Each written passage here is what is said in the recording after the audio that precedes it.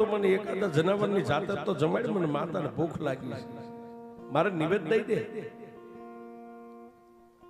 ઓલો નીંદરમાં હોતો હોતો મોઢામાંથી રાતે બોલે છે, પૂંજડી સાંભળે છે. માતા આટલું કઈને વહી ગઈ, દિવસ સુઈ ગયો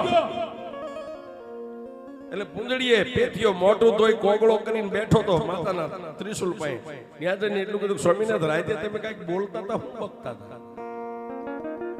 પેથીઓ કે હું બકતો નતો તો મારી માતા ધાવડી હારે વાતું કરતો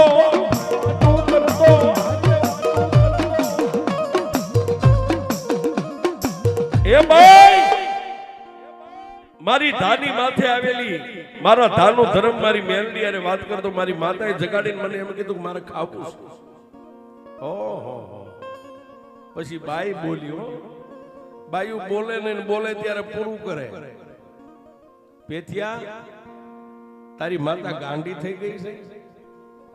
હે, તારી માતા ગાંડી થઈ ગઈ છે? ખાવા ખોરી જ નથી, 7 દિવસથી આપણા મોઢામાં અન્નનો દાણો નથી ને અત્યારે તારી માતા કે માર ખાવું?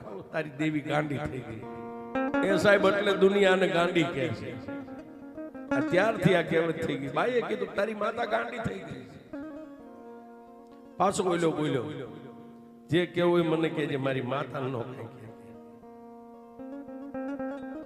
પણ સાહેબ, ઘરની ઇજ્જત ને આબરૂ હાંચવે એને જ બાઈ કહેવાય છે. ખાવો પીવો ને એસો આનંદ કરવો એ બાઈ નો કહેવાય છે, એ ઓલા ભવની લેણિયા જ કહેવાય. પણ તમારા દુઃખમાં હડીખમ પડખે ઊભી રહે ને એને સ્ત્રી કહે છે. પોતાના દીકરા હતિયા માથે નજર કરી, કંકોડી માથે નજર કરી, કાંઈ ભાડ્યું પછી ઝૂંપડામાં કઈ છે. પણ પેથીઓ કે બારગામ ગયેલો ને એને કોઈ નાતી એટલે પહેરામણી કરેલી એક જૂની પછેડી પેટીમાં પડી ગઈ. પેટી ખોલી, મારી પાછી પછેડી નીકળી, પછેડી લઈને બહાર આવી. પેથિયા, બીજું કઈ છે નહીં આ પછેડી સિવાય. પછેડી આમ ખોલી, નવી પછેડી છે. પેથિયાની આંખમાંથી બોર જેવડા આહુડા મંડી ગયા.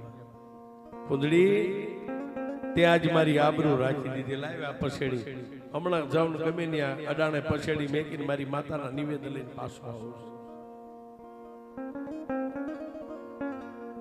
પછેડી પોતાના હંકેલીને બગલમાં નાખી અને અહીંથી હાલી નીકળ્યો. હટલાનો માર્ગ લીધો છે.